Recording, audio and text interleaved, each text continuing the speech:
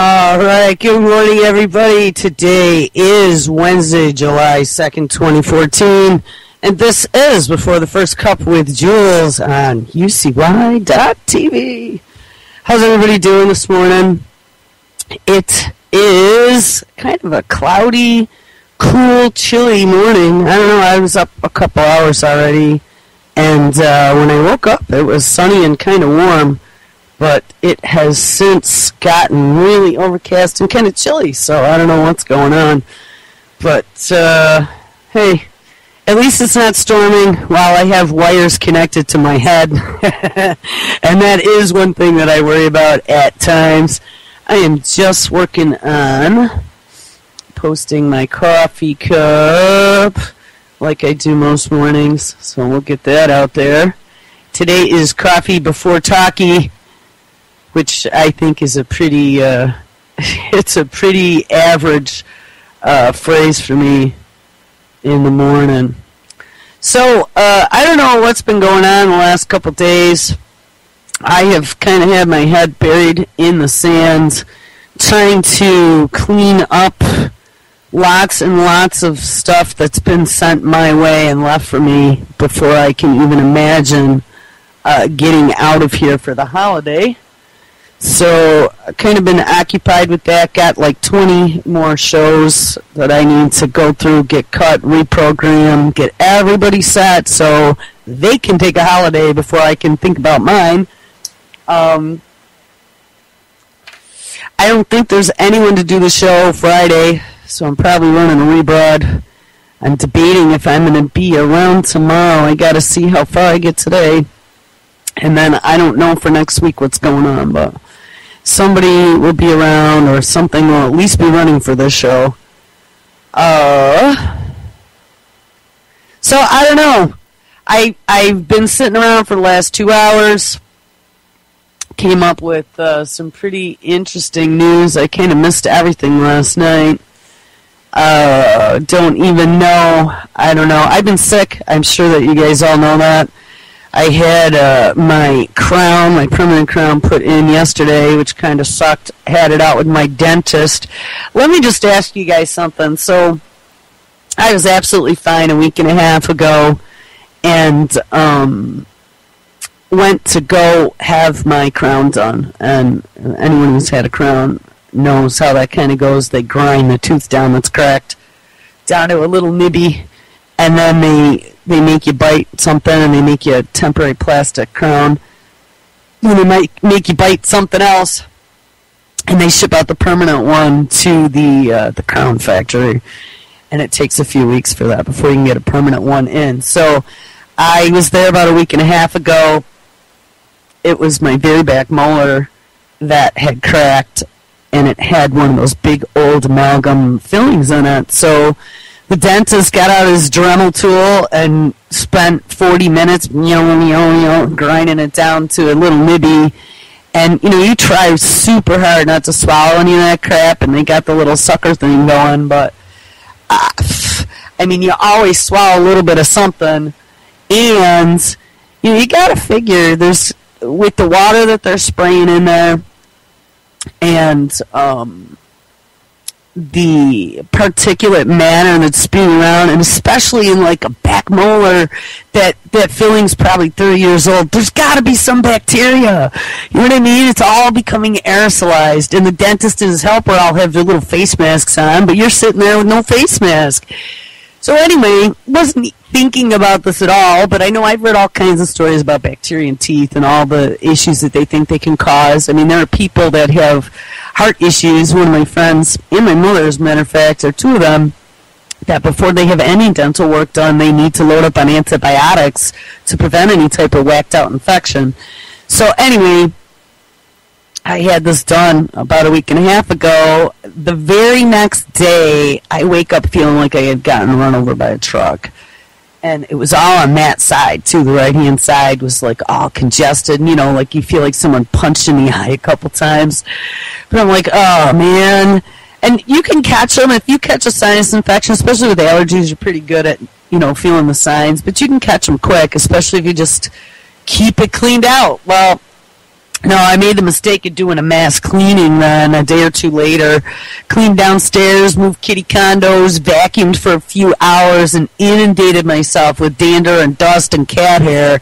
So by the time that was over, it was like a full-blown mega sinus infection. So anyway, I'm having a discussion. So I go back yesterday, and I'm having a discussion with my dentist, and I said, hey, you got me sick with a sinus infection, dude, and this really sucks, especially since it's coming up to the holiday, and I'm probably going to need some antibiotics because now it's in my chest to boot as some sort of bronchial infection, and I was fine before I got here. My dentist insisted to me that the bacteria in your mouth does not cause any issues at all whatsoever. I looked at him. I said, do you not read? He's like, oh, believe anything you see on the internet. I'm like, no, how about like science journals, okay? I just can't even believe. Here's the thing. I asked him, I said, hey, maybe this is a thought. Just because you don't track the number of infections of people whose back molars you Dremel, who get sinus infections, doesn't mean it doesn't happen. Why would it not be cautious before you went in and did any major restorative work on somebody's mouth to, take one of those little water squirters and spray some Listerine through there, right? Wouldn't you think? Like, disinfect the mouth before you go spreading bacteria everywhere. He didn't go for that, but end result is I did get some antibiotics out of him. Now I just have to see how far I can go without taking them so I don't ruin my freaking weekend. Anyway, long story short, it's just been a hard week, trust me. So sorry anybody yesterday who was expecting to hear like a new Proper Chick show or a new Canary Chronicles or a new What's Jonathan's show, Continual Condition. I don't know what happened with them. I came out here about 8 from a sleeping stupor, and I see they made like 7 phone calls to UCY.TV, which is not the broadcast Skype. So I don't know. They may have had dead air again for week number 2 or 3. But whatever. I'm only human. So get over it. All right. So let me see. Where do we go from here? I don't know. Hey, I did see something in the paper. I never read the paper, but sitting in the waiting room, it sits there and looks at me from the waiting room couch, so I have to grab it. But it appears that New York State may have told the fracking companies to go F off. I think it was a 5-2 vote yesterday that determined that each individual town or city has the option to vote whether or not to frack in New York State. And it was a big deal because it's been on the table for, I believe, 6 years now. There's been a moratorium, 5 or 6, in New York. The frackers have been sitting just over the border in Pennsylvania, chomping at the bit, trying to get in here. I had even heard through JJ that the Attorney General for New York State was representing fracking companies at the local level where there had been some bans put through, but then they were saying that was unconstitutional, and that the Attorney General for New York State was actually representing the fracking companies. That just is whacked. Paid for by the taxpayer to represent the fracking companies. Does not make sense. So I don't know if Cuomo is now going, oh shit, my numbers are so low because of the SAFE Act, I got to do something right or what. But something happened. So I haven't really understood the full ramifications of what I read yesterday about the fracking potential ban via each town. But one thing I can say, and here's why I'm almost thinking that this could have gone through this way, is because if you guys remember over the winter I read a story, and I found it in a local Syracuse publication online, stating that, and some people are just so dumb. One of the reasons why fracking has caused such a stir, especially in New York, is that down in the hill country, a lot of people are on spring water. And there's a lot of oil and gas down there. And so, when they drill down through and they push all of their fluids in and you have all the byproducts, there have been people that have claimed that their water started on fire from methane. I mean, I saw some videos actually of the next town over from where my friends live down in the southern tier where they said that they had started some fracking across the street and they had lit their water on fire. I mean, I wouldn't doubt it, but here's the thing. I'm also going to say that down in the southern tier, there's lots of natural gas that's just oozing out of the ground. So, I mean, you can drive down a road and smell natural gas, and it's not a natural gas leak. It's just a natural gas expulsion from the ground. So, I mean, that, of course, too, if it was coming up with your water, would allow you to start your water on fire. But here's the concern. One of the big concerns about fracking is that if that fracking fluid spills or you have some large disposal problem, which they do down in Pennsylvania as well as from other parts of the country. I know that there is some recycling that is going on for the water, and I highly encourage that because fracking requires large amounts of fluid. And hey, they don't call it blue gold for nothing, right? I mean, pay attention to what's going on. Water is a commodity. And I would say brown water. I mean, why aren't they using brown water if they're going to use anything? Why would you use fresh water for fracking?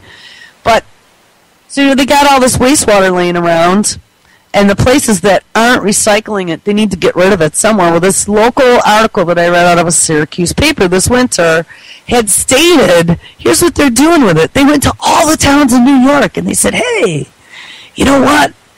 We know that you can't afford all that salt for the streets in the wintertime, but we got a solution. We got this brine fluid that's loaded with salt, and we'll even give it to you for free, and you can just spread it all over your roads, and look at all that money you save salting your roads in the wintertime. And all of these communities said, hell yeah! And they took the brine fluid, including Erie County, the county that contains Buffalo. They took that brine fluid and spread it all over the roads this winter. Now, color me stupid, but Buffalo is right on the Niagara River and Lake Erie, and anything that gets sprayed into the roads is getting into the water table and eventually finding its way to Lake Erie. That brine fluid is fracking garbage is what it is. So, hell, we don't have the frackers here, but they're just sending all their waste now to New York State to spray for free, wow, what a deal, on the roads for the wintertime. People are stupid. I think I must have posted that article on my personal page where all my Buffalo friends are about 8 times, and not one person, A, shared it, or B, commented on it. So either they just don't get it or they don't give two shits. And how sad is that? So anyway, I am not going to get on this environmental thing today. I have more things I want to talk about. But I did want to mention the fracking debate may be at least at a local end at this point. It had been a long time in coming, and I'm glad that there was at least some forward movement that had kind of been a sticking point for me. And something that I found very irritating that nobody, I guess the EPA still hasn't completed their study, by the way. All these years, there's still nothing done. But whatever. Okay, so I am going to hit my main page, if I can remember it. And hold on one second, because I got to dial myself. But let's check it out. Got to make sure. Oh, God, I probably have so many things playing here in the background. Let me make sure I don't have anything playing. And I'm going to bring myself in, because we got a couple clippies we're going to listen to this morning. I need to get some more coffee, too. But I do remember that my name starts with J, so that's always a good sign. Hey, by the way, I want to give everyone a heads up. We are going to have a website launch here shortly within the next few days. Pigmine is about ready to launch. PigmineNews.com. It's been a long time in coming, many years as a matter of fact, but I think he's got some good stuff going on. So that will be very soon. Pay attention. I'll let you guys know when that is 100%. All right, here, let's make sure I don't get any feedback. Ink. Oh, look at that. All right. I don't know. There's 100 tabs open, so I wasn't sure if anything was playing. Now let me just get back to my news page. Yay! We made it. I don't know if I'm going to do calls today or not. Maybe a little bit later, or if my page decides not to load, which kind of looks like it's happening right now. Hold on. We'll see if we could do more.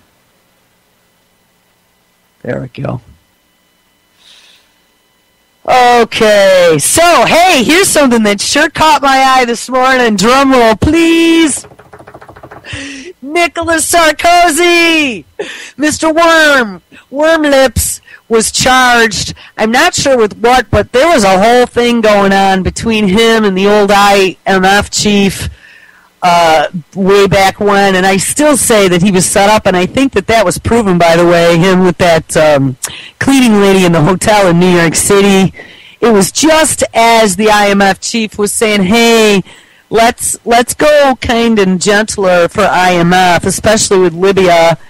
And I don't remember his name. What the hell was his name? The dude that was the IMF chief. He was also running against Sarkozy for president, so that seemed quite convenient at the time to take him out. And now that woman is in there, Christine Lagarde.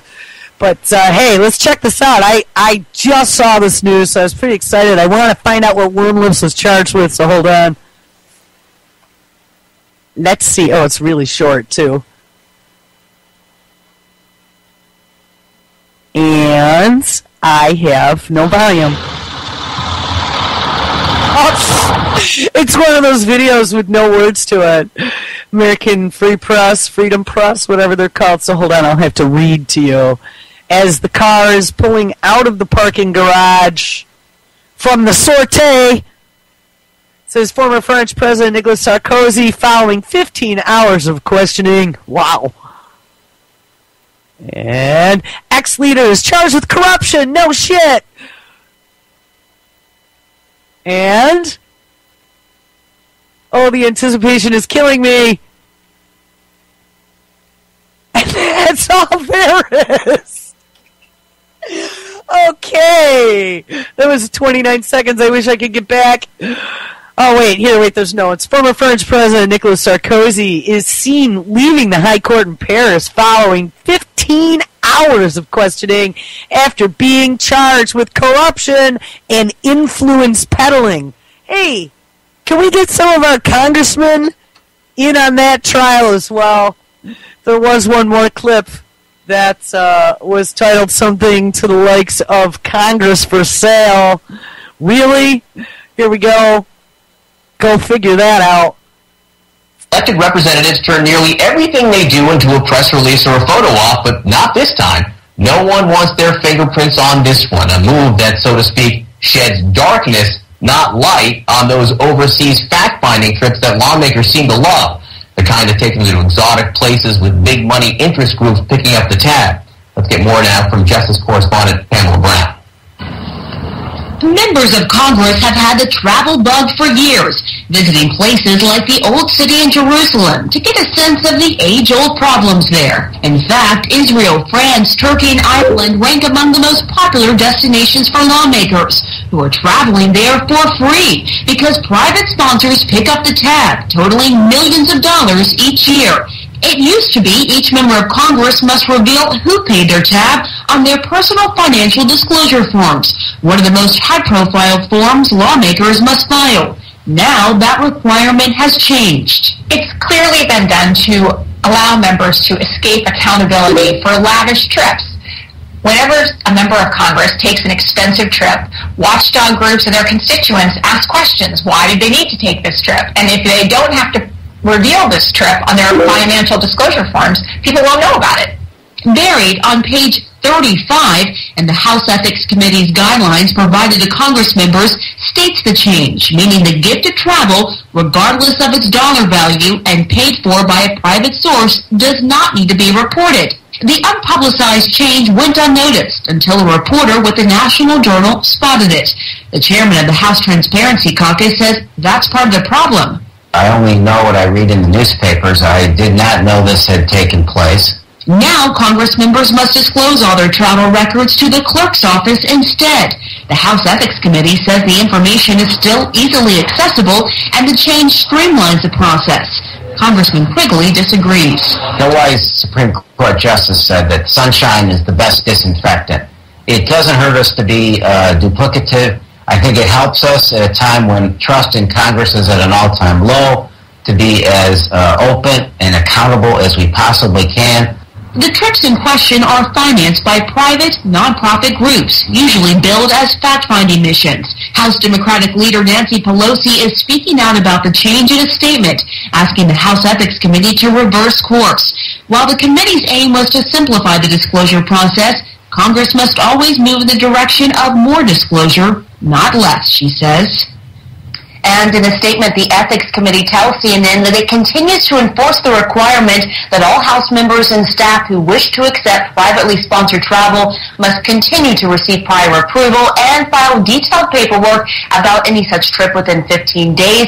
Neither of those requirements have been changed or diluted in any way. And John, the committee is committed to effective and efficient public disclosure, according to the Ethics Committee in the statement that it provided to CNN. You know, Pamela, we always complain about the lack of bipartisanship in Washington. I suppose if there's good news here, it's a bipartisan shrouding of disclosure and fact-finding here by the Ethics Committee. Explain to our viewers who this committee is. You know, we have the names and the pictures right now. We're going to put them up on the screen right now. This is a rare committee because it works differently than the others in Congress. No, that's absolutely right, John. So there are 10 members of the House Ethics Committee, and it is the only Wait, I'm going to stop for a second. This is kind of an oxymoron. House Committee on Ethics. All right, I'm going to play the end of this. Committee that is split evenly among Republicans and Democrats. Now, we don't know how each member voted in this case because those votes are kept secret, but we do know there has to be a majority for a vote to pass, and that means that members of both parties would have had to have signed off on this requirement change. As I said, a bipartisan shrouding going on here, Pamela Brown. All right, so I guess Congress is still for sale, but now they have to maybe disclose who's buying them off. Something strange I just saw in that list of people, and you know what? Here, let me hit the mute. We're going to go back because they didn't read off the names. So I will read off the names, but Puerto Rico, I know, is kind of like a U.S. territory, but did they ever sign on to become the 51st state? I don't believe they did. Why do we have a Pedro Pierluisi, Democrat, Puerto Rico, on the House Committee on Ethics? Does anyone have any idea about that? Because that's the first I have ever seen that Puerto Rico's in the House. I mean, it's possible. It's possible. I know for a long time they kind of wanted to hop on board and become the 51st state. I just never heard that happened. Or is it an honorary seat? I don't know. Somebody has any idea, let me know. Here, hold on. Let me see if I can find where chat is. And I will drop that video we just heard in there. Yeah, I don't know. So if I go to Congress, can I get bought off and get free trips that I accept freely from lobbying organizations that want to influence my vote as well as insider trade? Because holy shit, that's a whole new level of bonus, I would say, for me to cough up some cash up front to try to get my ass into Congress. $104,000 a year, staff, an office, a car, stellar health care. Oh, hey, I got that recording beep going on again, apparently. Hello, NSA. On top of all that, I then can get lobbying gifts, unlimited sums, and insider trading, I would have to say that absolutely is a reason to go running for Congress. Yeah, right. I was actually trying to find a story. There was something from a few days ago when I was not on the air. If you give me just a second, we can see if we can find this, because there was something way more involved on this actual story. And I should probably scroll back anyway, because I have like 5 days to catch up with you guys on. I know Monday when I hopped on, I only did like 2 stories. And there's just so much fun to talk about. I see Hillary Clinton is coming back in the news. Like, I just really can't stand hearing about her. I don't know. This has one more minute for me to find the story, and then I'm going to give this up. Oh, I know. The story we talked about was the hospitals now using your credit card data to determine what you're eating and whether you're smoking, etc. If you remember that.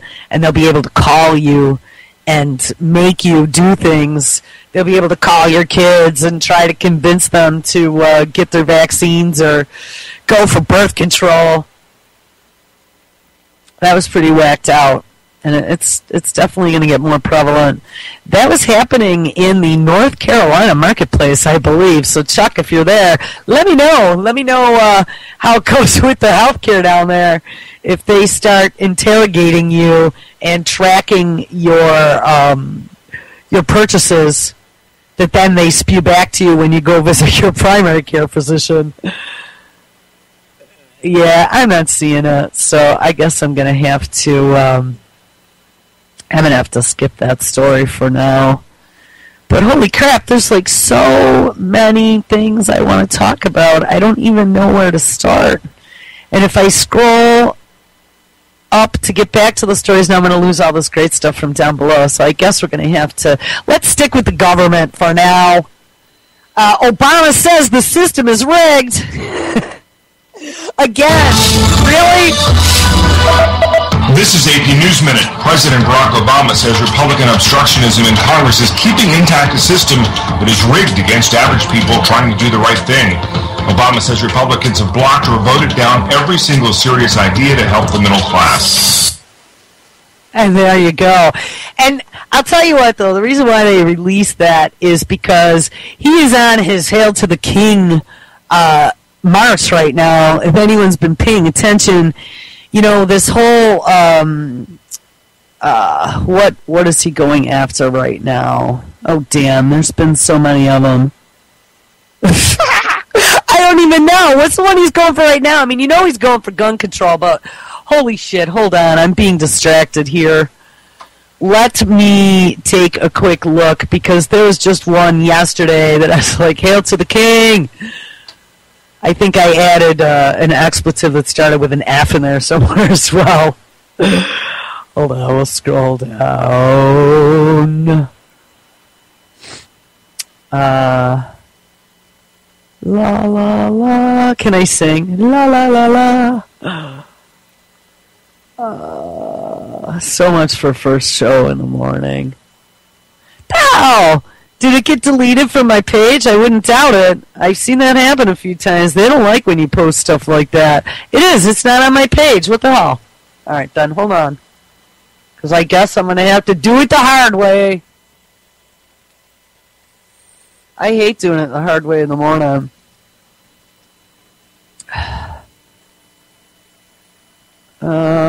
Yeah, now it's the really hard way in the morning, because Facebook knows what I'm looking for. It's not going to even load. Fuck this.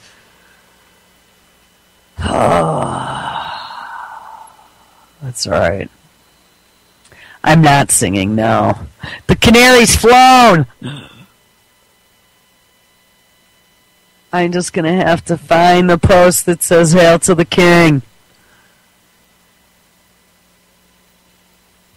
I don't know. Enjoy it or don't. If you don't like it, go somewhere else. I'm sick, damn it. Oh, no, that's all today. I think that video has vanished. Okay. And here we go. It's immigration. Right. That's what it was. We're just going to sign the papers to let them all in. I think that's a great idea. America cannot wait forever for them to act. And that's why today I'm beginning a new effort to fix as much of our immigration system as I can on my own, without Congress. For more than a year, Republicans in the House of Representatives have refused to allow an up or down vote on that Senate bill or any legislation to fix our broken immigration system. Last week, he informed me the Republicans will continue to block a vote on immigration reform, at least for the remainder of this year. Some in the House Republican caucus are using the situation with unaccompanied children as their newest excuse to do nothing.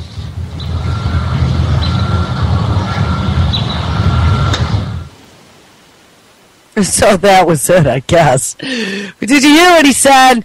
Screw Congress. Congress isn't voting the way I want them to, then I'm just going to ink it myself.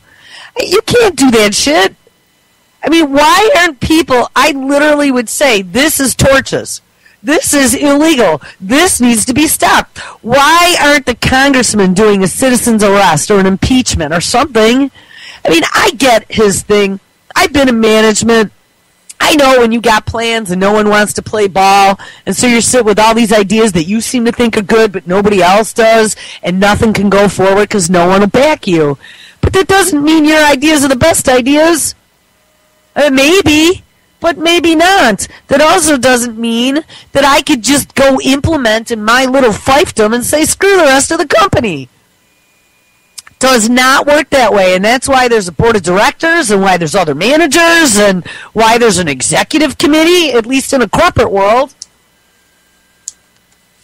And in the government world, at least in our government, I thought there were multiple branches of checks and balances to prevent this from happening. So the fact that we're just allowing him to steamroll over the basic laws of this country, I find very problematic. And didn't he just do that same thing with, like, carbon credit stuff? I believe he did. Let's see, what else did he just do that with? There were a couple of them. And I'll tell you what, he said a few times about gun legislation that he's going to get it under the radar. Well, pay attention, because I bet you, a few more mass shootings, and that's all it's going to take. I saw a clip yesterday that New York City, under the new mayor, the numbers are up pretty high for shootings now. So I'm sure they're going to use that for any fight against the SAFE Act in New York. They're going to go, but look, shootings are way up in New York. Well, yeah, probably criminal shootings, guns that aren't registered and never will be. Maybe crime because you've caused the economy to suck so bad. What do you think's going to happen? So I don't know. Anyway, Barry just bugs me. We got the apocalypse coming for sure. There was a story here about Clinton. Oh, wait. Oh, so Obama is defending Clinton on her saying she's not rich, by the way. I ran across this one this morning. The President of the United States asked by George Stephanopoulos late last week about this whole kerfuffle about Hillary Clinton saying we were dead broke when we left the White House. Hillary Clinton seeming a little bit out of touch when she talks about her wealth now and her husband's wealth on her book tour. Listen to the President coming to the defense of his former Secretary of State. Hillary has been through this rodeo a bunch of times. She is in public service because she cares about the same folks that I talked to here today. Oh, really? She jumped back into the spotlight in a more explicitly political way. Yes, she cares about you. Fly spec like this, and she's accustomed to it. Over time, I don't think it's going to make a big difference. There was a poll out over the weekend that said most Americans actually think Hillary Clinton gets them, understands them on these middle class issues. Yeah. I just love listening to the language of politicians. Fly-specked. She should be fly-specked on this. Is he right? Is this something that, look, she made a couple of mistakes and she tried to clean them up, and it's 2014, and by the time we get around to 2016, as long as she doesn't do it again, she's okay, or do we not know? It depends on if she learns how to talk about it. It's a question she's going to keep on getting until they learn how to deflect it properly, because right now it seems like she and her husband keep trying to talk about it, just throwing more gasoline onto the fire. And he is absolutely right that the minute he said the term explicitly political, this is not a political tour, this is a book tour, remember? But her approval ratings have dipped since she left Secretary of State. I think she was in the 60s at the end of 2012, and she's down in the 50s now, so this is going to continue, but Jackie's absolutely right. She has to figure out a way to talk about this. It's not the wealth thing necessarily. It's the in the bubble thing. This could be she hasn't driven a car since 1996. This could be one of the tests. You now have students at the University of Nevada, Las Vegas, saying, "Hey, wait a minute. She's scheduled to speak there. She's supposed to get $225,000 to speak at a time when student tuitions are going up." So now a number of students, and they see the political opportunity these students do, are saying, "You should give some of that feedback to the school or put it into some kind of a scholarship fund." What does she do? Because she's going to give a lot of these speeches. If she does it for one, and she's taken from, I think, UCLA already in the past, does every state institution or public institution that's given her money or is about to say, hello? Yeah. Well, and in fairness, I think the UNLV speech, the money came from a foundation that was raised, money was raised privately, but these speaking fees, seem to be a snowballing issue for her. She's spoken to hedge funds. She's taken speaking fees from a group that opposed Obamacare. This UNLV speech happening at the same time Elizabeth Warren is down in Kentucky talking about student loans and saying, I'm just the daughter of a janitor, with the real message that kind of meets the populist moment. In contrast to Clinton, that looks a little problematic for her. Well, in addition, Warren has a bill that she's been pushing having to do with tuition, so that certainly is unhelpful for Hillary Clinton. A little pressure on Hillary Clinton. We'll see how she reacts.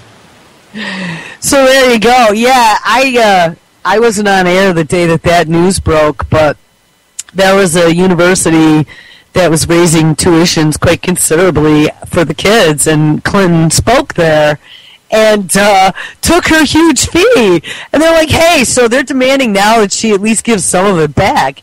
And she came out a few weeks before that, and she's like, oh, no, I'm just like you. And if you remember her original run in 2008, that was kind of what she was touting, that she was like middle class, blue collar. Hey, give me a break.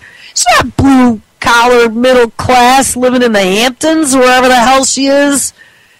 Seriously now. And there are still dumb people that believe that. There are still people out there like, yeah, Hillary is for the middle class that doesn't exist anymore. Keep believing that one and holding your breath. There was a story, too, like I said, yes, the apocalypse must be coming. Jeb Bush is catching up with Hillary Clinton in the presidential polls. Help! Help! This is really disturbing. Hillary Clinton may still be leading the potential Republican rival Jeb Bush and Rand Paul in polling for the 2016 presidential election, but a new poll shows that her advantage is shrinking considerably. I don't know if that was shortly after Bill Clinton came out and said Hillary is not brain damaged or not, though I guess the jury is still out on that. According to a new Zogby poll taken between June 27th and 29th, Clinton leads Bush by 12 points, 47% to 35%.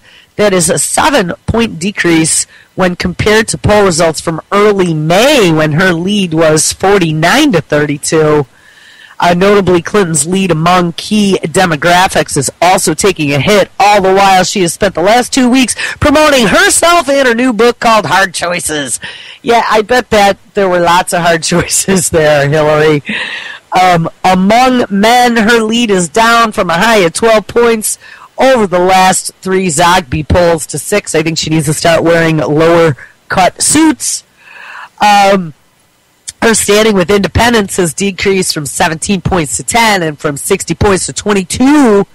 From 60 points to 22 among Hispanics. Holy crap. Well, that must be why Barry's taking one for the Democrat team, maybe, on the immigration issue. If you remember, that was a big swing vote back in 2008 where they were promising amnesty. Do you remember that? Because I do. He gave a big speech to La Raza. And here's a few other interesting things, by the way, that I wanted to point out. Getting to the armed services, and maybe we can switch topics here a little bit. Speaking about illegal immigration, the armed services, we could look at the VA a little bit, and the Democrats. All right, so in 2008, he was promising in a speech to La Raza, and actually, maybe it was the 2012 election. I take that back, because I wasn't doing radio in 08, but I was in 2012, and I was on air at that time, so it must have been for the 2012 election. They were making promises to La Raza about amnesty, and there would be a path to citizenship and all this stuff. So I just see a clip a few weeks ago that was talking about, or maybe it was a story, it was talking about a plan to be able to potentially allow illegals to join the armed services and to earn their citizenship. That came right on the tails of another story that had talked about how all of our recruitment numbers were down intentionally. The recruiting offices were making it much tougher to get in, and they had cut numbers. And it was like, oh, but no problem, because Obama is drawing down troop deployment all over the world, so we don't need all of these additional troops. Now, okay, they could tell you that all they want, but look at the reality of the situation, okay? How many troops and skirmishes are we now involved in on the continent of Africa? And I just saw we are dropping more troops into Iraq. We still got Afghanistan going on. There's all the troops in the Slavic countries around the Ukraine that we're doing exercises in now for our little proxy war that's still going on there with Russia. And how many other places around the world? We got the whole Japan-China thing going on. More war games. We got North Korea, who's dropping more test bombs. So there's definitely, at least in my eyes, I don't see troop reduction going on. So right there is one of those points where they're telling you one thing, but you see something else going on. So anyway, I see this story, and it's not the first time I had heard it, about path to citizenship using the military. And then, like I said, followed up with the story about how they are lowering recruitment numbers. Well, that kind of fits right in with lowering your recruitment numbers if you're planning on taking all these illegals that are just streaming in over the border and maybe giving them a path to citizenship. So anyway, I forgot what the connecting point to that is, but if you can hold on 1 second, I know it was in my feed here as I was scrolling. Of course, we have all this terrorism now ramping up everywhere because remember, be afraid of Al-Qaeda and all of the affiliates, all of the whack-a-mole terrorist groups out there, because they can now build undetectable bombs. Oh, here we go. Yes, reports show 2/3 of all young Americans are now ineligible for military service. Gotta wonder why that is. I don't know. Let's check it out. Right now, it's time to show you some of this morning's headlines from around the globe. The Wall Street Journal says more than 2/3 of young Americans would not qualify for military service. The Pentagon says many 17 to 24-year-olds are ineligible because of obesity, no high school diploma, Really? felony convictions, and a growing number don't make it in because of large tattoos. So let's go back here. Hold on, because wouldn't you say that this is a problem if this is the majority of our 18-year-olds in this country now? Holy shit! Oh, hold on. I'm trying to play that again. Would not qualify for military service. The Pentagon says many 17 to 24-year-olds are ineligible because of obesity, no high school diploma, or felony convictions. So we're going to stop. They actually give some numbers here. So 28... Well, we're going to mute so I can zoom in here. 28% of 17 to 24-year-olds would not qualify for cosmetic reasons.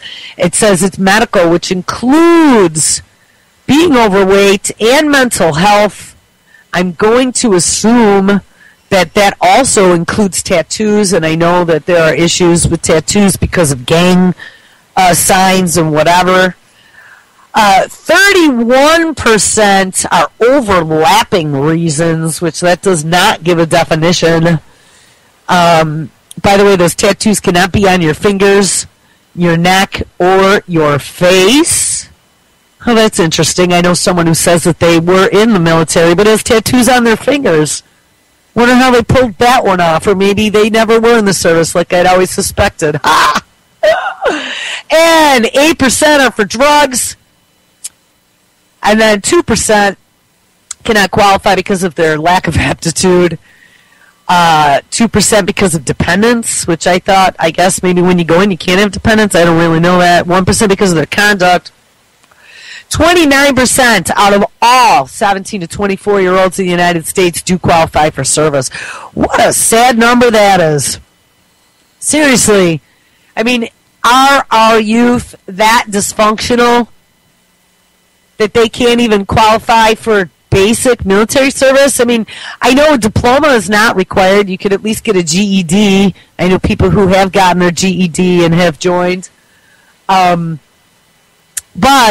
here, we look at these numbers and then we think about this whole path to citizenship that Obama has spoken about in the past, and it makes you wonder if that isn't the plan. Those kids coming over here would probably be very happy with 2 hots and a cot at this point. And now let's just executive order it all. And now we have just about free, except for room and board, military service. Think about that. Cannon fodder. Who's going to miss the Colombian kid? I don't know. To me, it seems like that is what is going on here. This is just my conjecture, but connecting a few dots together, I don't think that it is too hard to see. Here's the newest news from 19 hours ago. We are sending more troops to Iraq. I think it's over 700. The Pentagon announcing just a few moments ago that an additional 300 U.S. troops are moving into Iraq. Let's explain this to everyone. 200 of these additional troops will be moving directly into providing security for the U.S. Embassy, for U.S. facilities in Iraq, and also for the U.S. positions at the Baghdad airport. An additional 100 troops who are already on standby close by in the Middle East also moving in. They are going to have additional helicopters, additional unmanned aerial vehicles. Their job, all of these additional 300 troops, will be to provide security for the U.S. troops and people at the embassy already there. You have your 300 advisors, and plus some additional people at the embassy. It's basically all now adding up to about 800 troops on the ground in and around the Baghdad area. And these additional new troops now being announced this afternoon, 300 more.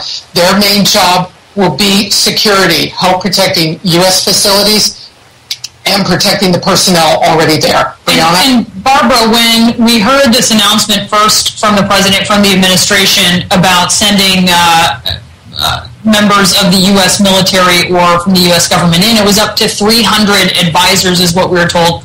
Right. Obviously, this is different. This is troops. But do you have a sense that this is more of a ramp-up than what was initially expected, or is this just sort of what goes along with those advisors, and maybe we didn't have a number on it before? No, I have to tell you, I think this is an indication that they do feel they need to really make sure they have security for Americans working at the embassy, for any Americans at the airport, for the American military advisors. They have got to have security nailed down for these people. We knew, for example, that there were 100 troops in a nearby country ready to move in to provide security if needed. Those troops going in now, but another 200 going in to do the same thing, to provide security. They will have helicopters, they will have arms, they will have unmanned aerial vehicles, drones flying overhead to keep watch. Clearly, they are feeling that they need to have more security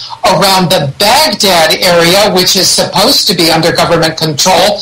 And as troops, these advisors may in the coming days move north out of Baghdad, where they might run into some of these ISIS fighters. So clearly, I think they feel they've taken another look at it, and this is the additional security that they need. Because I have to tell you, every reporter covering the Pentagon has asked for days the obvious question, is this it? Are any more troops going in? And the answer we had until about 5 minutes ago was, no, that was it. But now we see another 300 going in, Brianna. So this is just in response to the strength of ISIS. Well, I think perhaps the strength of ISIS, the general uncertainty in Iraq right now about the security situation, and the fact that you're going to have eventually first 300 military advisors moving around the country. They have to be protected. If you're going to have helicopters and unmanned aerial vehicles perhaps operating out of Baghdad International Airport, that has to be protected. The Americans at the embassy have to be protected. They had a lot of firepower already there, supposedly, to do that. Marines at the embassy, extra security personnel. But now it looks like, they realize what they're dealing with, and that they just simply need to have more security, more military security on the ground for the Americans. I mean, come on. So now we're up to 800 troops.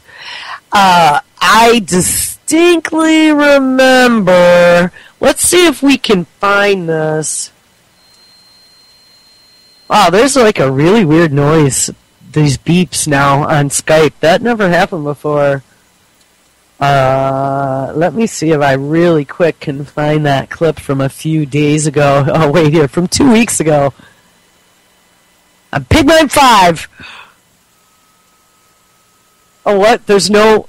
Oh, error occurred. It's not going to let me play it now. There was no volume. Over the last several days, we've seen significant gains made by ISIL, a terrorist organization that operates in both Iraq and in Syria. In the face of a terrorist offensive, Iraqi security forces have proven unable to defend a number of cities, which has allowed the terrorists to overrun a part of Iraq's territory. And this poses a danger to Iraq and its people, and given the nature of these terrorists, it could pose a threat eventually to American interests as well. We will not be sending U.S. troops back into combat in Iraq, but I have asked my national security team to prepare a range of other options that could help support Iraq security forces, and I'll be reviewing those options in the days ahead. Any action that we may take to provide assistance to Iraqi security forces has to be joined by a serious and sincere effort by Iraq's leaders to set aside sectarian differences, to promote stability, and account for the legitimate interests of all of Iraq's communities, and to continue to build the capacity of an effective security force. We can't do it for them. And in the absence of this type of political effort, short-term military action, including any assistance we might provide, won't succeed. So this should be a wake-up call. Iraq's leaders have to demonstrate a willingness to make hard decisions and compromises on behalf of the Iraqi people in order to bring the country together. Now, Iraq's neighbors also have some responsibilities to support this process. Nobody has an interest in seeing terrorists gain a foothold inside of Iraq, and nobody is going to benefit from seeing Iraq descend into chaos. So the United States will do our part, but understand that ultimately it's up to the Iraqis as a sovereign nation to solve their problems. I also, no troops in Iraq, 2 weeks later. And yes, Hecty brought up a good point in chat. There are 4 warships now, I believe, as of 2 weeks ago. And I don't see too much more news since then, but there were 4 warships that were heading to the Gulf from the U.S., into the waterways near there. I also saw that Iran as well as Russia were sending people to Iraq, and that was on the UCY page, so I'd have to actually go find that. But hold on, let's see if this ABC embedded video about the warships. Oh, but without the commercial. I really hate these commercials everywhere. And this is probably one of those 2-minute commercials to boot. Oh, yeah. Wow, it doesn't even give you a ticker to tell you how long you have to sit here and hold your breath. Oh, la, la, la, la, la. This again was reinforcements sent to secure the U.S. Embassy. And here we go. Oh, but now it doesn't unmute. Come on, hold the phone. Maybe? There we go. All right, unmute. Iraqi troops. No final decision made. President Obama huddling with his national security team tonight, and among the concerns, protecting the U.S. Embassy. And just look, you can see it right there, the embassy. About 5,000 U.S. citizens live and work there, many on the move already. And at this hour, another American warship is now headed toward Iraq. All of this coming after those horrifying images over the weekend. Iraqi soldiers in civilian clothes, many trained by American forces, being targeted by Islamic militants. ABC's chief global affairs correspondent Martha Raddatz is in Baghdad for us again tonight. Tonight, President Obama told Congress he is sending up to 275 soldiers and Marines to Iraq, 170 to protect Americans at the embassy in Baghdad. All right, so there's the original 300. It is a $700 million fortress, 80 football fields in size, built to withstand attack. But tonight we have learned a significant number of the 5,000 who live and work here have been evacuated. Oh. This as the ferocious terror group ISIS took down yet another city. They are Sunni Muslims driven to crush their bitter enemy, the Shia Muslim forces of Iraq's government. As they roll, they are getting help from Sunnis across the country. It is why today America added to its list of options. The warship on the move today has 5 Osprey tilt-rotor aircraft, which could help in an evacuation. But if the U.S. chooses to strike the militants, there is now in place a U.S. carrier able to launch 40 fighter jets to bomb the militants, and 2 ships that can fire cruise missiles. President Obama is also considering sending 100 Special Operations Forces to Iraq as advisors to Iraqi troops. But in Baghdad, there was no waiting. This morning, we watched thousands of young men flood through the gates of an army recruiting center. The men have all just shown up spontaneously. They are anywhere from about 12 years old and up. Some have already lost family members to the jihadi fighters. Young and old, none given any training. But today in Baghdad, we also found this, a celebration amidst the fear, a wedding.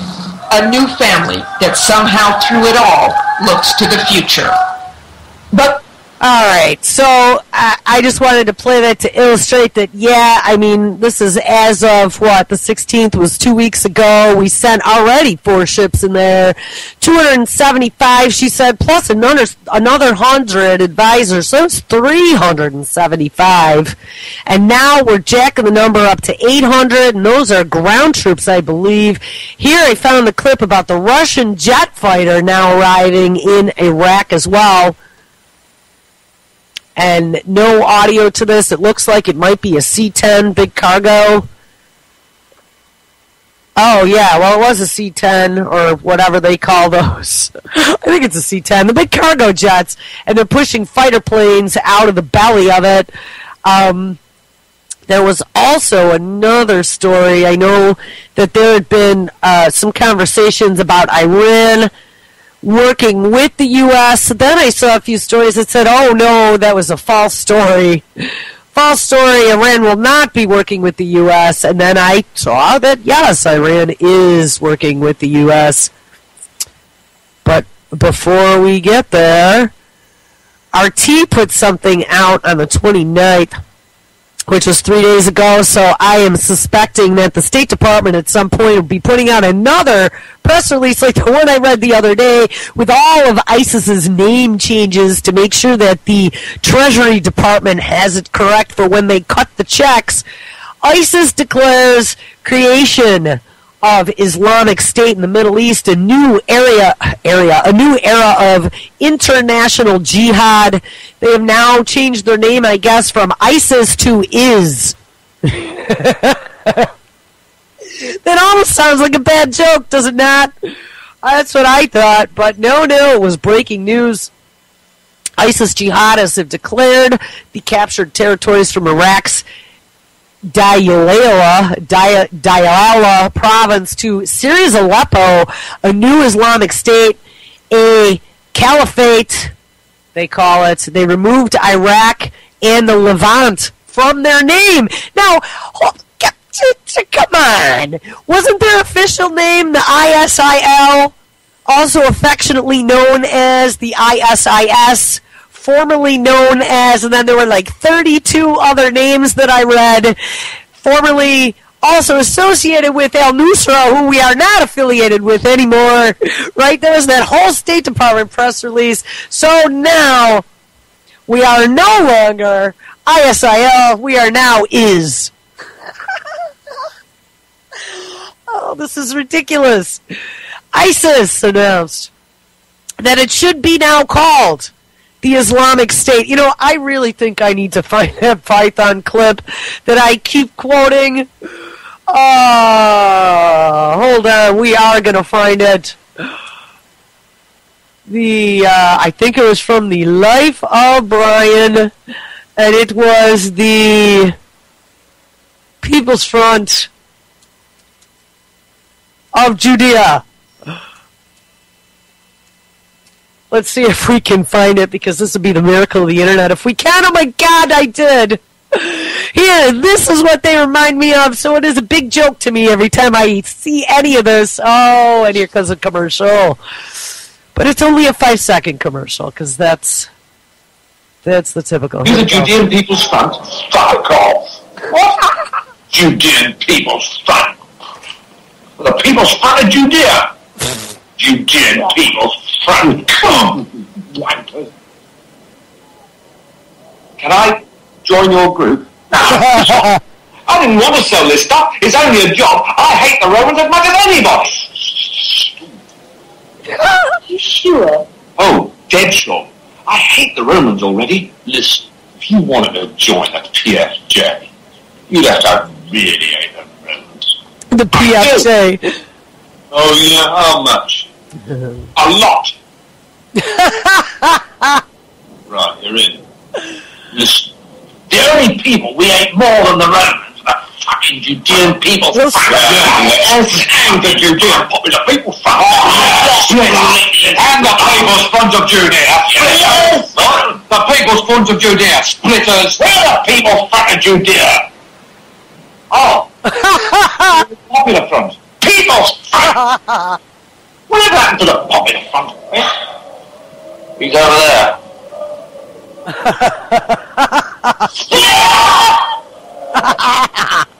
I've been dying to play that clip for like months. That's what this reminds me of. I mean, it's just so ridiculous. So, alright, so now they're going to be called the IS. ISIS announced that it should now be called the Islamic Front. So maybe they'll call themselves Tis the season, and declared its chief, Abu Bakr al-Baghdadi, as the caliph of the new state and, quote, leader for Muslims everywhere. The radical Sunni militant group said in an audio recording distributed, oh yes, via that pesky internet that's radicalizing everybody on Sunday.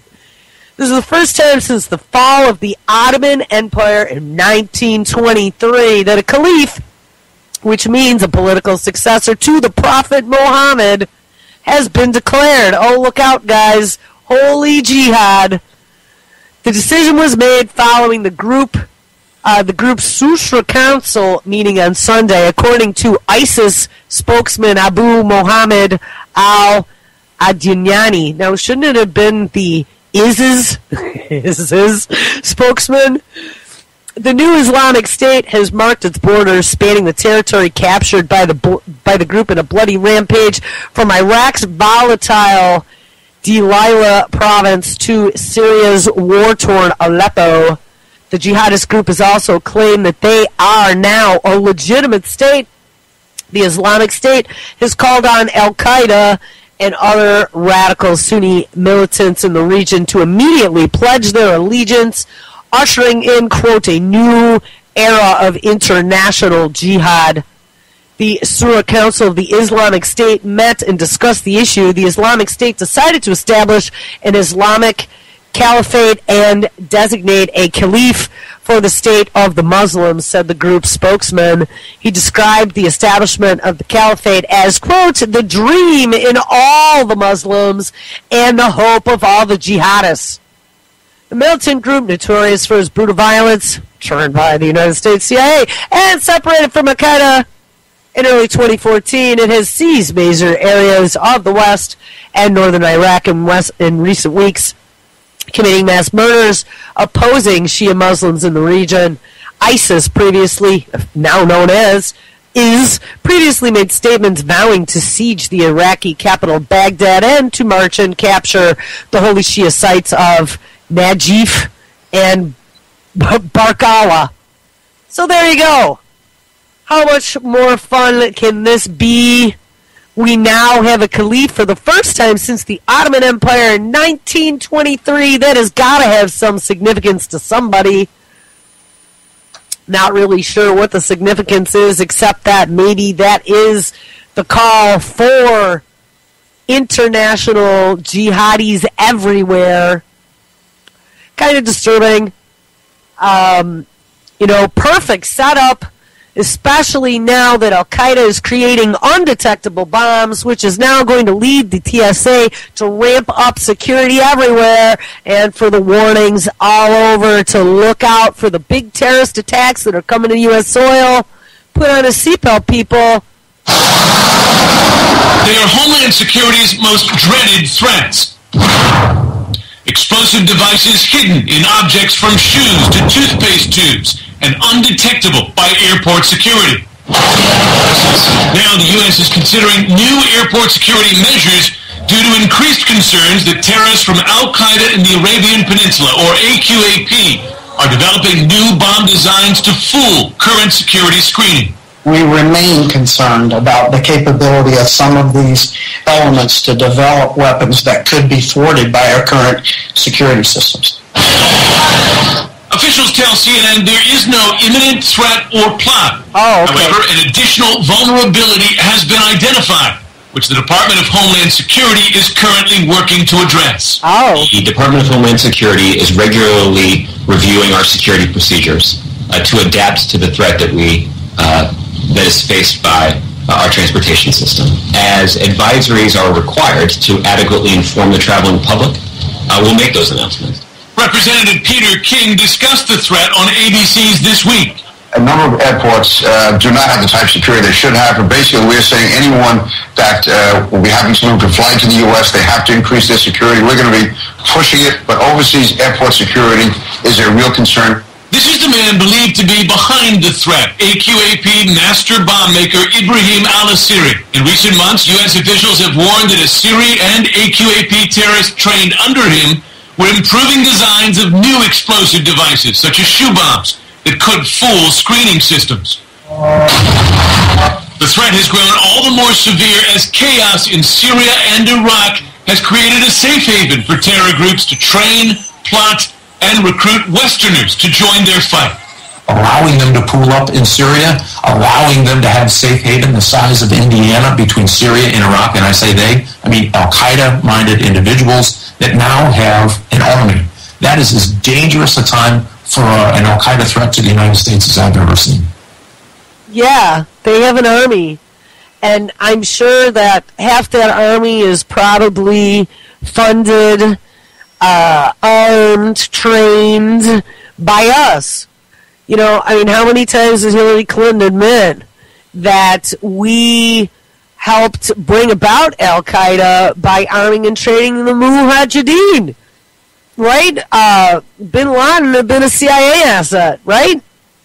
Yes, he had been, as had been Gaddafi, as had been Saddam Hussein. And, eventually we're going to have to take him out. So let's make sure we get the troops in there. I don't really have the entire picture yet in my head as to what benefit this is going to have beyond securing the oil fields, number one, making more money for Halliburton and all the Bush butt buddies, number two. I don't know, proxy war. I mean, we got Russia and Iran now that are going to help us defend, maybe. It's just so convoluted, it's making my head spin. Brandon Turnerville did the last two shows all about ISIS in Iraq and kind of some of what's going on there. I missed Brandon's show Monday night, so I'm going to have to catch up on that one. But the one that ran Friday was the first one, and then he was on here Friday. I think it was Friday. He called in for about 40 minutes and gave us a good rundown, which, was extremely helpful. But the long-term goal here, I am really kind of at a loss for, unless it's just to create chaos. I mean, like they said, oh, God forbid, now there's jihadists everywhere. They are radicalizing our youth. Look at only 29% of our youth are eligible to become soldiers for the United States, so they must be criminals or gang members. They're all being radicalized via the internet. I mean, is this the clampdown that they've been waiting for? We got to ramp up our security. Oh, God forbid we see that there is another huge hole now in the utility system for hacks. I don't know if you guys caught that. We could talk about that in a few minutes. I believe the show for Saturday that Libby sent me for her nuclear hot seat Saturday at 2 p.m. Eastern is all about that and the new vulnerabilities with the nuclear power plants that have been discovered. There was another clip here. This one was from Russia Today. It looks like one of the Russian dudes doing this. I don't think it's Igor, though. Talking about the direct American role in strengthening jihadists. Oh, go figure. Like we wouldn't have believed. Jihadist militants fighting in Syria and Iraq have declared the creation of an Islamist state spanning parts of both countries. The now notorious Al-Qaeda breakaway group known as the Islamic State of Iraq and Syria, or ISIS, is behind the declaration. And they are urging other jihadist groups to pledge allegiance to the new state. As you can see clearly on our map here, its territory covers the north of Syria and the eastern half of Iraq, which is home to rich oil fields. So the question then arises, where exactly does ISIS get the funding that it needs in order to seize power in the region? Well, it's thought that the group has powerful sponsors in the Gulf states which fund its activities. ISIS is also involved in smuggling, extortion and bank robberies. In the course of its rapid advance on Baghdad, the group took control of stockpiles of US-made weaponry.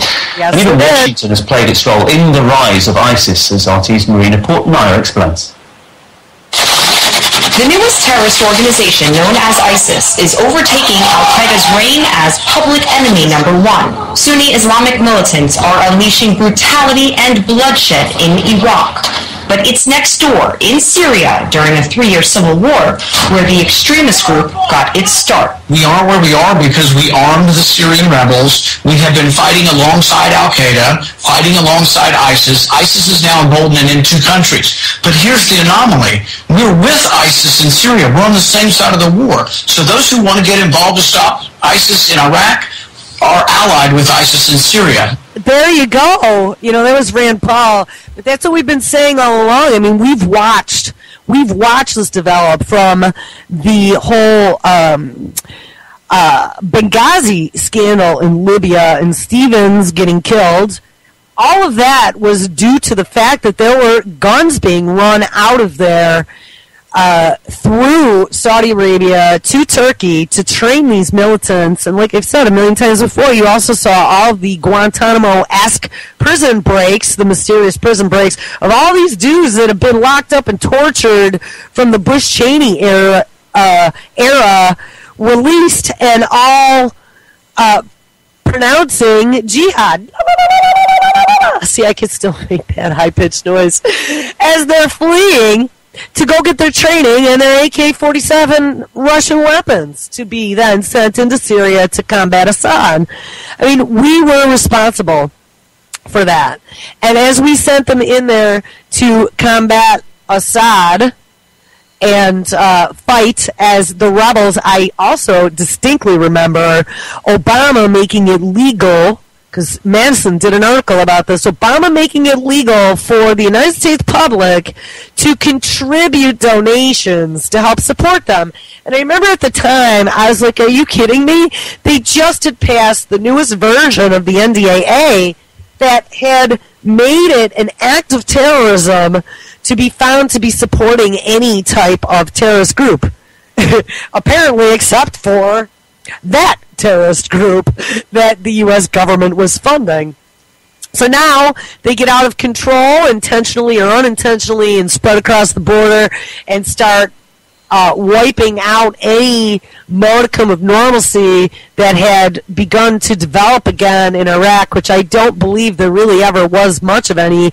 I remember a clip from a few months ago that had rated Baghdad on the scale of all cities on the planet, the absolute worst place to live.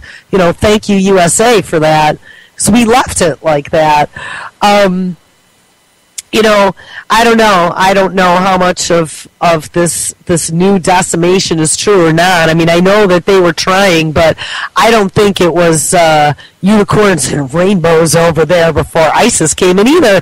And, you know, I've seen a few clips recently, too, talking about ISIS being such a terrorist group and so bloodthirsty. You know, we remember in the beginning they were showing videos of them lining people up on the ground, aiming guns at their head next to a shallow ditch to bury them in. But then I saw clips the other day of them driving what looked to be some pretty new American vehicles loaded with people, jihadis driving it, and children and families all hanging off of it, like all cheering ISIS. So what really is going on there? You know, are these people coming in and saying, well, let's get things back to the way they should be and let's have some stability by putting some jihadi law into place, where there had been a big power vacuum after the, you know, how many ever years, were we in there, 8, 10, 12 years of bombing in that country, and then we just kind of pulled out and left the security forces who were poorly trained, who were having their asses handed to them, and they weren't protecting anything. Seemed like Lawlessville over there. So I don't know. I don't know what the people are thinking. I really wish that we had some reliable sources inside that could give us a pulse on what's going on. All we have is the propaganda that's getting spewed out of there from the mainstream. You know, I play the clips. I try to understand the clips. I mean, this clip right here that we're listening to is from RT. Obviously, RT is from a counterpoint, and they have their own propaganda agenda, pumping us information. It tends to be contrary to the information that our ABC, CBS, NBC are putting out. So anyway, let's listen to the rest of this clip. That is the real contradiction to this whole policy. Right. According to reports, the U.S. government may have inadvertently played a direct role in strengthening extremists. There are also allegations that the United States may have been involved in some of the training of these ISIS insurgents at a training camp in Jordan. So the Saudis, the Qataris, others are directly involved in this regime change policy in Syria and in Iraq, and the United States has helped and created these conditions. And this will cause chaos and expanding war in the region. According to German magazine Der Spiegel, Americans were still in Jordan in March of last year, training up to 1,200 members of the Free Syrian Army to use anti-tank weaponry. We have spent a lot of time trying to work with a moderate opposition in Syria. Now, the White House is ready to spend a lot of money. Actually, I'm going to stop for 1 second. There was something that came up in the conversation with Brandon on Friday. I had not heard about Jordan. I knew about Turkey. That had come out in a few different clips and a few stories, and the CIA had actually admitted that they were training these militants in Turkey. But, yeah, Jordan was a new piece of the puzzle that I just discovered. The Obama administration has requested $500 million to arm and train Syrian rebels fighting to topple President Bashar Assad. $500 million? What? Oh my God. $500 million. How many people in this country could that get, I don't know, health care for? How many people could that get some food for? How many retirees that don't have enough to pay their bills could that help? Oh my God, $500 million. I get really upset when I hear this. All right. U.S. officials claim only appropriate vetted members of the moderate Syrian opposition will receive American weapons and ammo. Problem is, it's not always easy to differentiate between the moderate and terrorist. Here, and we also know that as ISIS has been spreading through Iraq, the Iraqi army, or whatever they call them, the police force that was there, abandoned their posts in many of the places and just gave up all that U.S. weaponry that was sitting around in the desert out there. So we lost all that, too. One of the things I wanted to mention here, too, and I have not heard a lot of discussion about this, but I had watched a few clips back in the early days of smart weaponry, and there may have even been a story about it. I think I've talked about this before on air, but they were discussing how using the smart weaponry with GPS collocation, they can give these weapons to these jihadists and then program them to only be good, only be workable, usable weaponry within a certain time frame, within a certain geographical location, and then render them inoperable when it's time to turn them off. That has not really ever been discussed that I've seen yet in regards to the consumer version of some of these smart pistols that they've been introducing with the ring or the little wrist key fob thing that they have going on. But I have a feeling that some of these weapons, some of the stuff that's going on is actually a test for some of that smart weaponry, just so you know. All right, here we go. Here's U.S. Senator John McCain posing with members of ISIS. There we go. The photo is now reportedly being circulated by the group as proof of their legitimacy. Now, wasn't that on Memorial Day? I believe it was. Not to be disputed, the legitimacy of ISIS's gruesome behavior. Violence so horrific, some report Osama bin Laden looks like a gentle soul in comparison. As the newest group of terrorists is growing stronger and gaining more ground throughout the Arab world, their safe haven remains in Syria, where the White House is promising to send more weapons with the goal of establishing peace. Marina Portnaya, RT, Washington, D.C. And it's not just Gulf countries or the US behind the rise of the militants operating in Syria. We spoke to Dr. Hossein Barji from the Middle East Technical University, who says Turkey has been widely supporting jihadists in its bid to undermine Assad. We know that the Turkish government, in particular in Syria, is entertaining strong and close relations with Islamic groups. The Turkish government until now has not used the word terrorist for issues, but rather speaking about the certain elements of Islamic groups. We know that the Turkish government has been friendly to those groupings, and those groupings also abuse, of course, this Turkish sympathy of the Turkish government.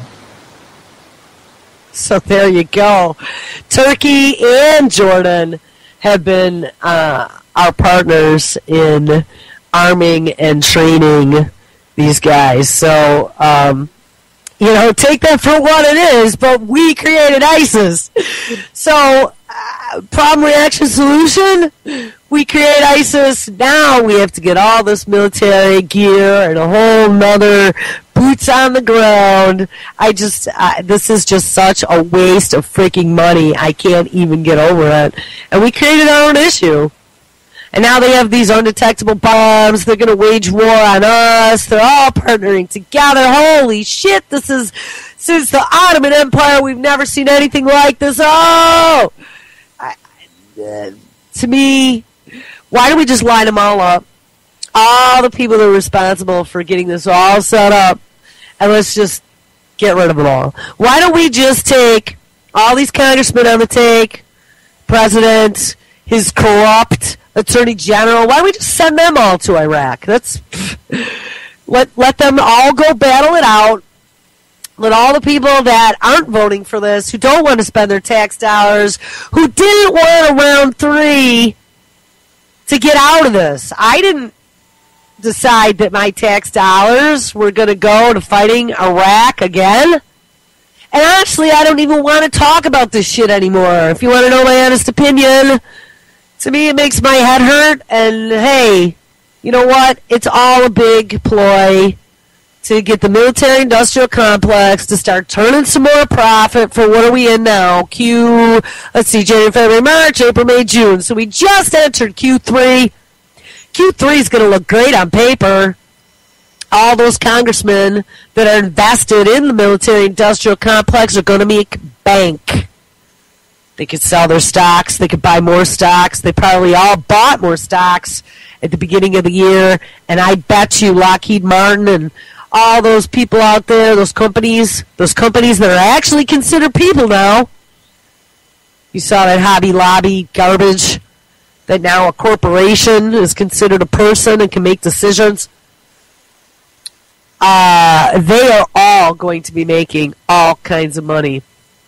And I want to read the story, though, about this vulnerability on our power plants. Oh, lo and behold, aren't there all kinds of new vulnerabilities, especially when the jihadists are ramping up? Outgoing, and she's already gone. Outgoing Homeland Security Secretary Manit Napolitano. And I remember this. We read about it. She issued an open letter to her successor last year and warned that a, quote, massive and serious cyber attack targeting the U.S. power grid was imminent. Such an event, said Napolitano, would have immediate impact on everything from powering your home to grocery food deliveries. Yeah, and they never mentioned the nuclear power plants that require power to cool spent fuel pools as well as to keep the water flowing through the plants. At the very moment Napolitano made her comments, whether she knew it or not, a group of Eastern European hackers believed to be working closely with Russia's electronic spy agency had compromised upwards of 1,000 key infrastructure components around the world. That included wind turbines, gas pipelines, aviation systems, and power plants. According to the cyber firm Symantec, these state-sponsored hackers breached industrial control system equipment by first hacking physical computers responsible for managing grid components and then forcing them to download malware that made it possible to take control of an entire system remotely. Once in, the hacking group, known to security engineers as Dragonfly, was not only able to monitor operational status of every component on the access network, but they had gained the ability to shut them down completely with a single click of a mouse. Semantic analysts say that the new energetic bear virus, which is similar to Stuxnet, which is a malware program used by Israeli and U.S. intelligence agencies to remotely shut down centrifuges used in Iranian facilities, if you remember that a few years ago. But Stuxnet and Energetic Bear, and I believe there was another one in between called Flame that was very similar, are not unique in that how they compromise utility infrastructure networks. The Department of Homeland Security was tracking a number of viruses and Trojans as early as 2011 that had similar capability, though the extent of the breaches is not clear. According to the well-known security firm McAfee, the security holes in America's ailing infrastructure is staggering. A report issued by McAfee says that the essential utility components like water, power, and oil refineries have systems that can easily be compromised by hackers, and the effect of such an attack, whether executed by foreign enemies or rogue terrorists in the United States, which of course they're running all over, whack-a-mole terrorists, don't forget, would be devastating to a country like the United States, which depends on modern electrical and communications infrastructure. Guys, they are just ramping this up to such a level. And remember, we looked at some of that mind control research that's been going on by DARPA recently, and one of the ways that they were inserting and removing memories from that mouse that they were doing the studies on was by using electrical shocks and creating fear. That's that fear-based mind control. Despite the warnings from private security firms and repeated intrusions by state-sponsored hacking groups from Russia, Iran, and China, the United States remains susceptible to a variety of different cyber attacks, everything from military hardware systems to space agency satellites to public utility services have been attacked in recent years. The latest attack, believed to be orchestrated by a Russian-backed hacking group, shows that not only can these teams operate for months without being detected, but that they have already breached our networks and may have installed sleeper viruses that are simply waiting for commands to be executed on thousands of unsuspecting networks within the span of seconds. And with a simple click of a mouse, our entire national infrastructure could be rendered useless. If that is not a warning as to why, I don't care who says that people are chicken little and the sky is falling. I don't care if it's real jihadists or made-up jihadists or if it's Cyber Patrol that's actually behind all this, pushing a button to push us back into the Stone Age. The fact that they just came out and they told you it's possible, and we knew it was possible, but now they literally told you it was possible.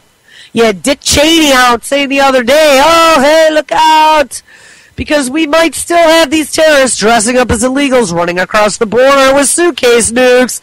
I mean, people, if you can't see the writing on the wall, this is the end game, I'm telling you. I know we've been saying this forever, but they really, really, really are just setting this shit up. Mass chaos is about to ensue. At least from my personal perspective, I see that they want to set it all on fire. I don't know, good thing or bad thing. If we can get rid of them all, maybe it'd be a good thing. I don't know how much of a good thing it's going to be to set it all on fire. Because I know what they still don't ever mention, those nuclear power plants, but that's going to be a big freaking problem. And if all shit hits the fan, think about this. All the people that are at their posts, at those power plants, at those nuclear stations, they're going to boogie. They're going to leave and go take care of their families. There's going to be nobody running the show. I highly recommend that if you don't know how close you are to a nuclear power plant, Fukushima Facts, my Fukushima site, FukushimaFacts.com, has that map out there under one of the Live Earth and Sky Tools. I believe I also have that on the Live Earth and Sky Tools on the UCY site. I would make sure you knew where that was. Also, nuclear power plant, iodine. Iodine is only going to help you for iodine 131. It is not going to be any type of magical bullet that's going to protect you from all the different types of radiation or the different radioactive isotopes during a massive meltdown. If they all melt down, we are in some deep shit, especially on the east coast of the United States where all of our fresh water is. So just know that. All right, so that leaves that on a really happy note. I don't know what I want to do now. I think I might just want to screw around for a little bit. Or maybe we look at some DARPA technology. I don't know if I even feel like doing that. I don't know. I started things off in kind of a bad mood today. I don't feel well, and I got way too much freaking work to do if I even expect to have a minute of peace to myself for this weekend. Something that I want to make everyone aware of, I enabled the Freedom Palooza link on the UCY.TV website. JJ is going to be at, I believe it's the 4th Freedom Palooza this year as MC. We managed to get his live streaming set up. I don't know, did all kinds of testing yesterday. I think he's using live stream and not the YouTube version. I need to get his new banner up on the page, but I do have the new embedded video window there. He also has it set up on againstthewall.info/Freedom Palooza. There is a built-in chat for the Ustream. So that should be going on, I believe, Friday, Saturday, and Sunday during daylight hours. There will be bands and lots of guest speakers. I know Shali is planning on being there Saturday. He said he's going to try to perform. I know Lady Pitbull is planning on being there. So I don't know if people are going to get up and speak or whatever, but it should be a good time. Hopefully it is not too hot. I know last year it was pretty baking. But anyway, so keep an eye out. I think after the show I'm going to just rework that Freedom Palooza banner quick, and I'll get that up there. So that page will be ready to go for the weekend. And you'll have to ask JJ for the times when the shows start on Friday, because that I do not know. Okay, so what do we get to next? Let's scroll here for a second and take a look. I might actually go hit my personal page and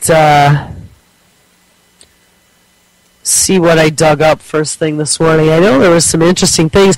I saw a show the other day, one of my science shows that was actually talking about now that they absolutely believe that they had proven that water is alive, and they were showing all these weird qualities of water. And I mean, I already know water has a memory. They've shown that. They've shown how it remembers, like when a leaf, the shape of a leaf, when a leaf falls into water.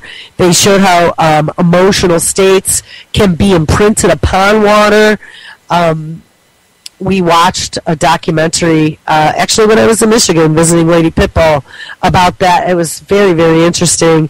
But they were showing in this science show about how water can actually recognize chemicals that are put in it.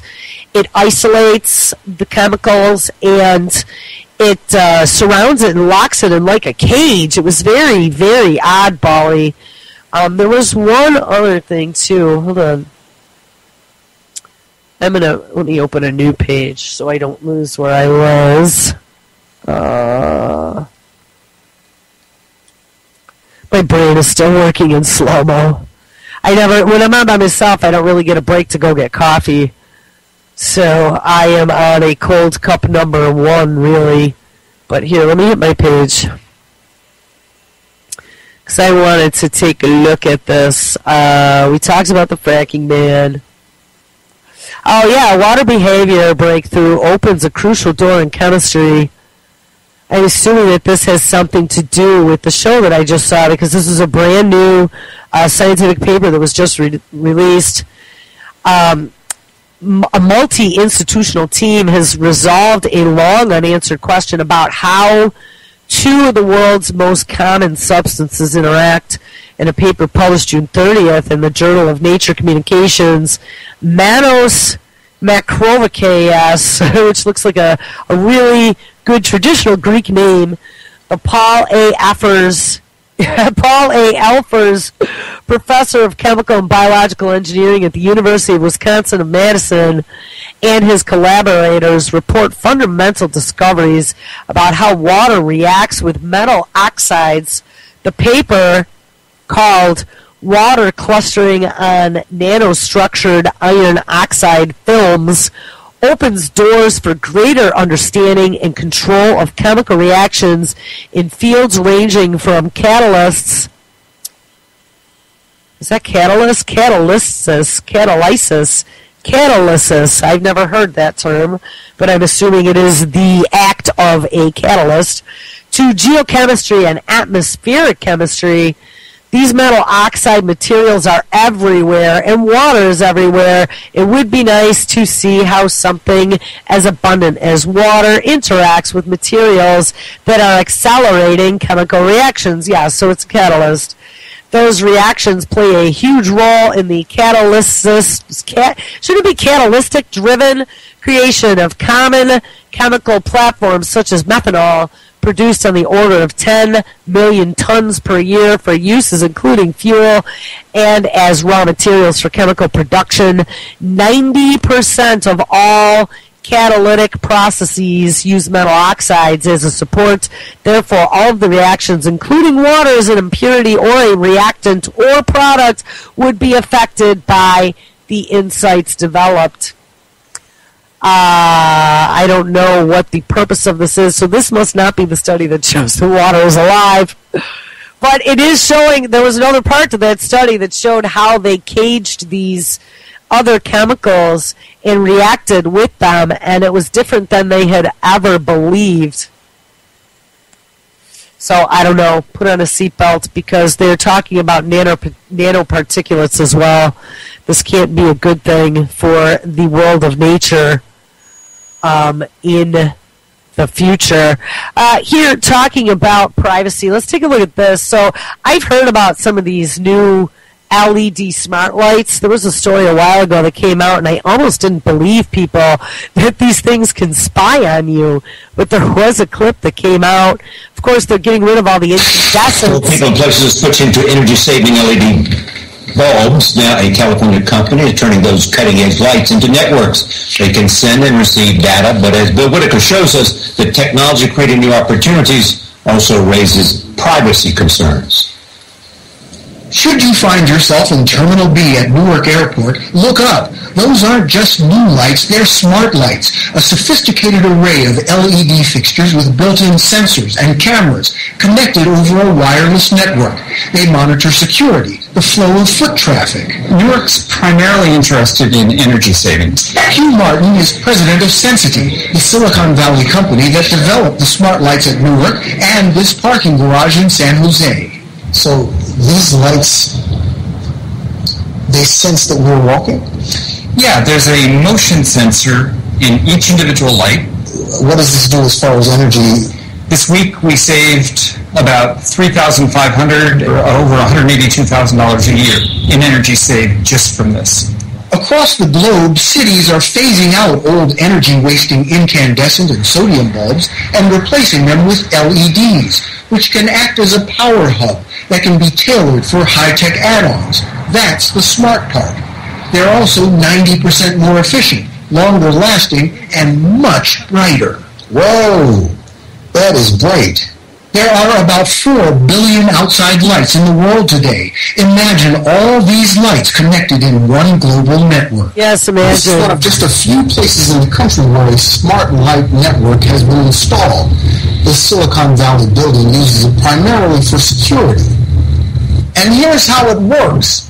There are 40 lampposts in this lot, holding 83 LED lights connected to 7 cameras in a seamless grid that is tracking and recording my every move. Oh, nice. We use the license plate recognition, and we also can detect people. Kevin Kirk is chief engineer for the Shorenstein Company, which owns this building. The company plans to install smart lights at their properties across the country. Everything goes up into the cloud, so we can access everything from anywhere. The future is limitless for this technology. The Smart Light Network has the ability to spot an unattended bag at an airport and alert security, show drivers to empty parking spaces, alert shoppers of sales as they walk past retailers. Existing LED lights can be retrofitted with sensors to monitor pollution, measure snowfall, sniff out a dirty bomb before it can spew radiation. There's no... Is anyone else finding this highly disturbing?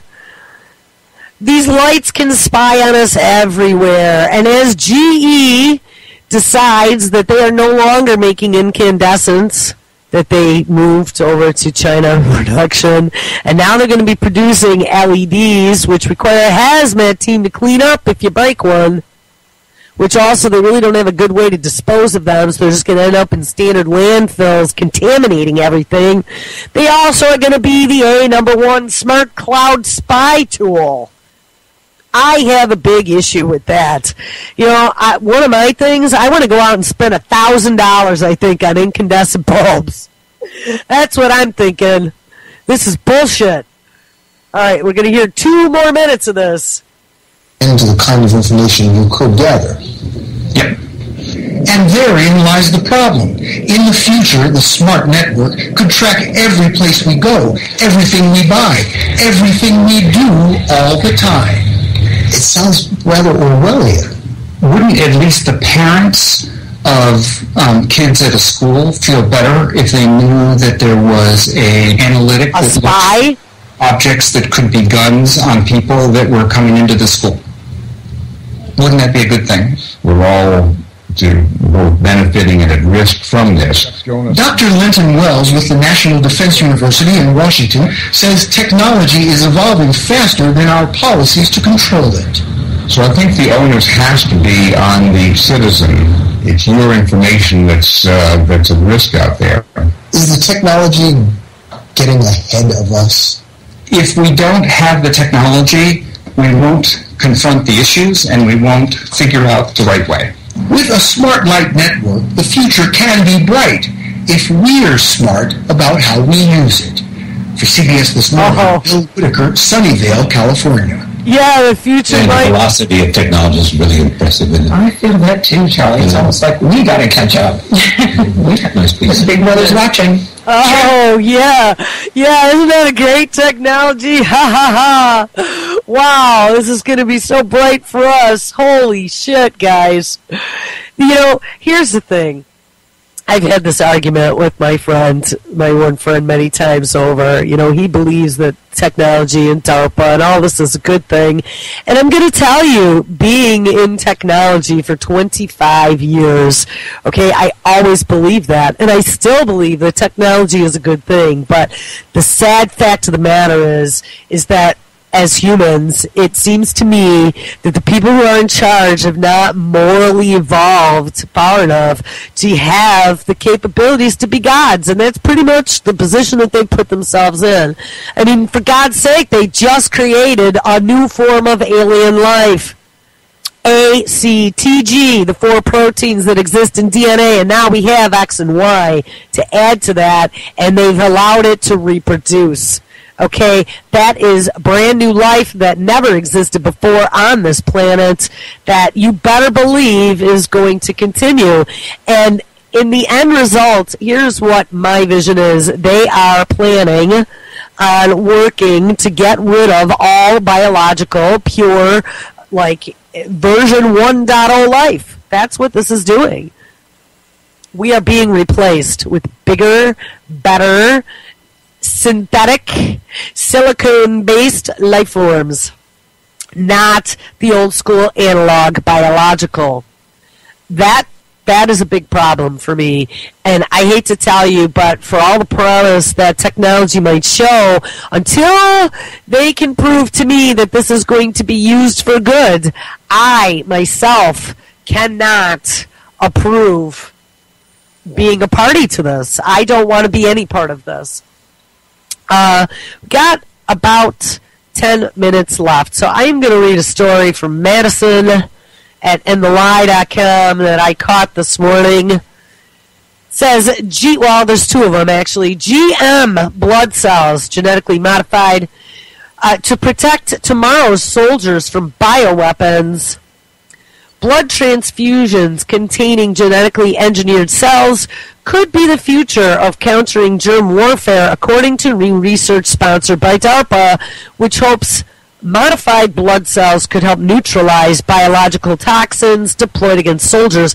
I'm going to tell you that I've already been talking about this whole plan. This also, I am certain, is part of that mRNA or the iRNA project where they are working on that universal flu vaccination. It isn't just for flu.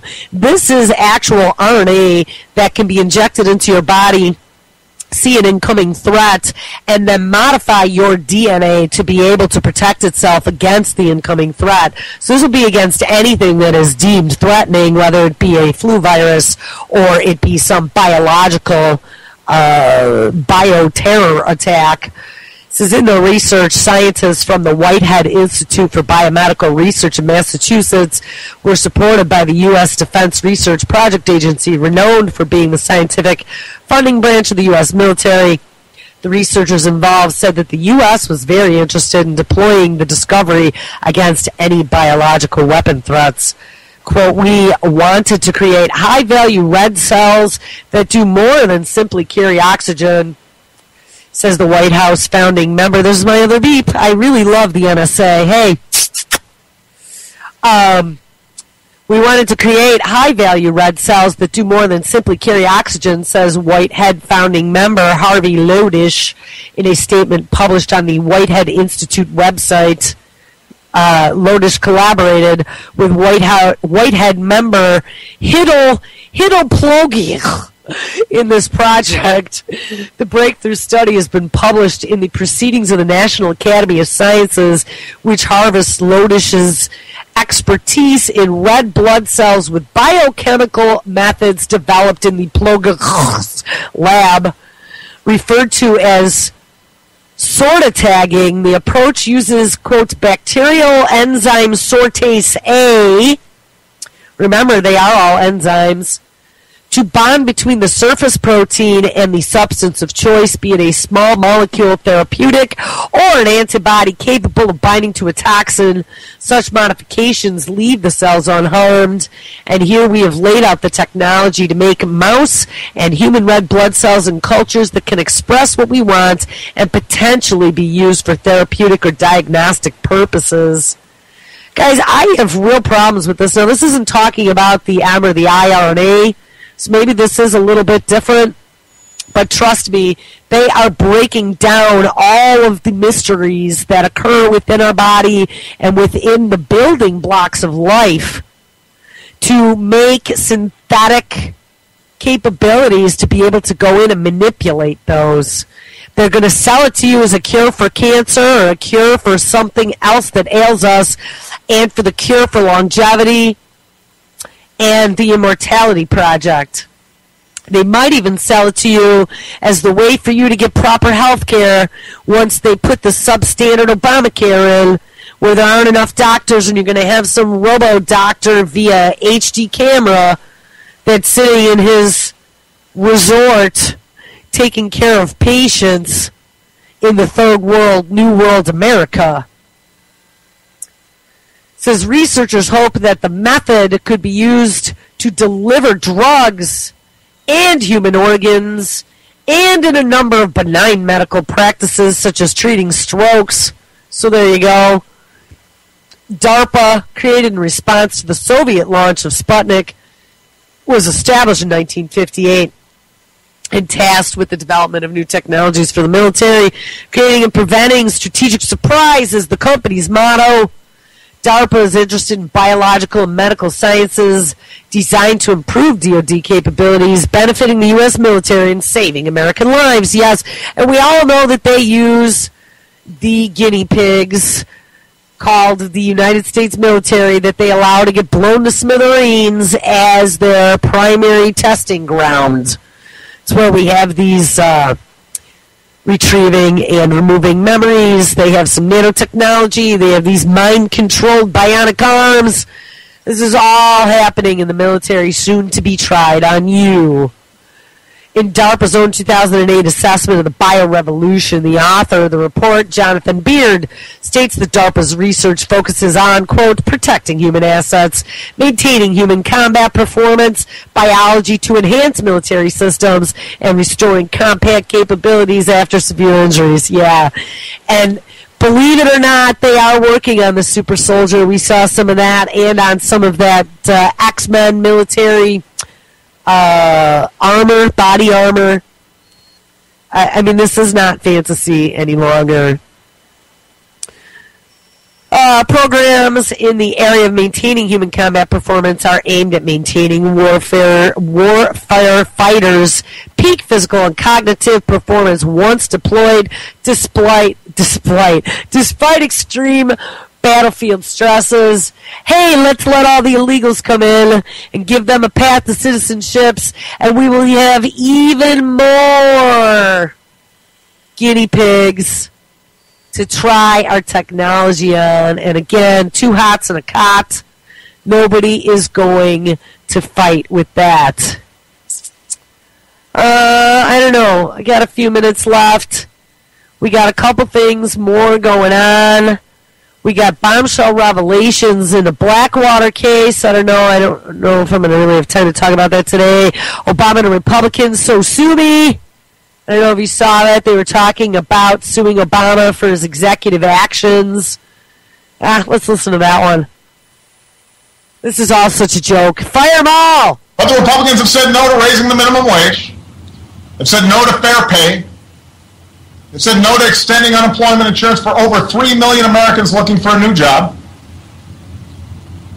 And this obstruction keeps the system rigged for those who are doing fine at the very top. It prevents us from helping more middle-class families. And as long as they insist on taking no action whatsoever that will help anybody, I'm going to keep on taking actions on my own that can help the middle class. Like the actions I've already taken to speed up construction projects and attract new manufacturing jobs and lift workers' wages and help students pay off their student loans. Yeah.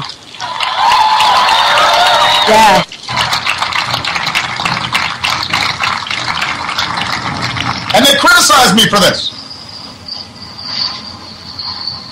He's being criticized for breaking the law and circumventing Congress. Now, this is the worst do-nothing Congress ever in history. If you remember, I played that clip probably 20 times now. But, on the other hand, that does not mean that you can break the law. They sued me for this. And I told them I'd rather do things with you, pass some laws. Make sure the Highway Trust Fund is funded so we don't lay off hundreds of thousands of workers. It's not that hard. What, the $100,000 a year plow drivers? Middle-class families can't wait for Republicans in Congress to do stuff. This is like 8 years too late, buddy. So sue me. As long as they're doing nothing, I'm not going to apologize for trying to do something. Well, get in line. I don't know what to even say to that. So that's his excuse. So he's just going to start signing bills left and right with executive action. And this gun, I'm going to tell you what, this is a complete setup to go after the guns. You wait and see. It'll be normal now. Because all those damn Republicans, they are not going to do anything to protect the American people against these evil guns.